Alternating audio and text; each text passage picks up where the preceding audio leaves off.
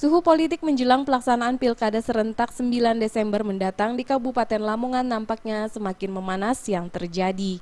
Tidak hanya pasangan calon yang turun langsung ke lapangan guna menarik simpatik masyarakat, media sosial juga dimanfaatkan pasangan calon untuk menjual visi misinya. Tim kemenangan atau simpatisan saling adu ideologi serta argumen yang mengunggulkan jago masing-masing terus mewarnai media sosial dalam beberapa hari terakhir ini, baik di Facebook, Twitter, Instagram, ataupun akun media sosial. Untuk mengantisipasi adanya penyalahgunaan media sosial tersebut, pihak KPU Kabupaten Lamongan sesuai dengan surat edaran KPU Pusat menginstruksikan kepada ketiga pasangan calon untuk melaporkan pemilikan akun di media sosial.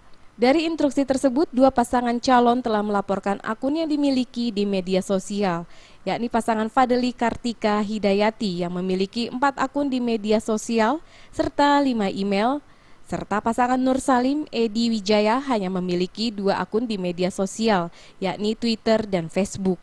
Sementara untuk pasangan Mujianto dan Sueb hingga hari ini mengaku tidak memiliki akun apapun baik di media sosial maupun alamat email. Untuk calon Bupati dan Wakil Bupati Kabupaten Lamongan itu hanya 2 pasangan calon yang mendaftarkan media akun sosial.